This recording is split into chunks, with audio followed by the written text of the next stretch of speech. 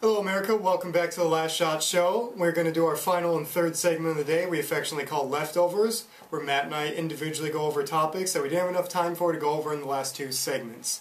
Right now, I would just like to talk about one thing that we didn't go into in depth, and that's Butler versus Gonzaga. No, I'm not talking about the game that happened Saturday night. I'm talking about programs in general, and which program is superior.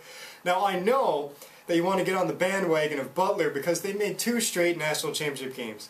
Good for you. You missed the last second shot against Duke, and you played the ugliest college basketball game in the history of time against UConn.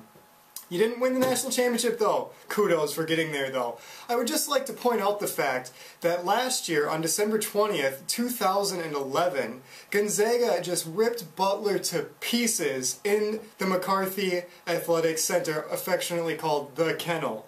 Gonzaga's home turf. And on Butler's home turf, it took a miracle steal and last-second shot to overcome a team that you clearly were not better than that whole game. And by the way, Butler, hey, did you make the tournament last year? No, you didn't. I don't even know if you made the NIT. By the way, Gonzaga's made the tournament every single year since 1999, and they won their conference regular season championship, I believe, 11 or 12 years in a row. Last year was the first year St. Mary's finally got the best of them and beat them in the regular season championship. But Gonzaga went further in the tournament than St. Mary's. But you can keep going on about Butler and their national championship appearances, but who's got the better program every year? Gonzaga, they don't rebuild, they reload. Butler, you rebuilt last year because I don't even know if you barely finished above 500. Can any of you Butler bandwagon jumpers in America tell me what Butler's record was last year? No. So you can have your last second win, you can have your 2 national championship appearances, which you lost. I'll take getting the tournament every year and winning your conference every year. You're not going to win the Atlantic 10 this year, Butler. There you have it. Alright, so here are my leftovers.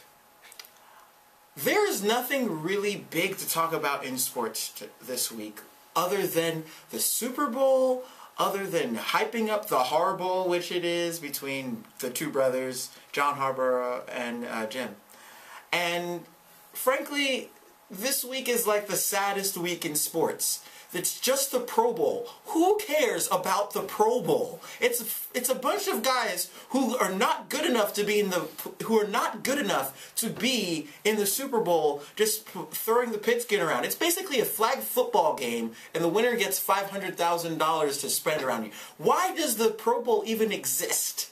Can somebody give me a real reason why the Pro Bowl really exists? It's just a waste of time, a waste of money, and a waste of resources. If you really wanted to have an All-Star game, put the All-Star game in the middle of the season. That would make me watch it. Because, honestly, look at the Pro Bowl.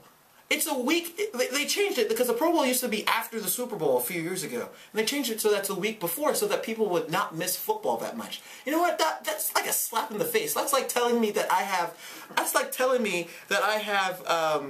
Lucky Charms and then give me Marshmallow Mateys for dinner, for a cereal. And I love off-brand cereal, but at least it tastes the same. This is horrible. Why are you telling me that this Pro Bowl is something that I'm going to spend 3 hours on my Sunday night to watch somewhere in Hawaii?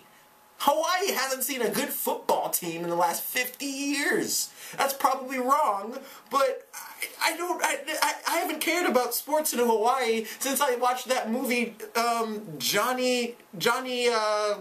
that Disney movie. It was like a Disney movie, and there was surfing involved and whatever. But I don't care about the Pro Bowl.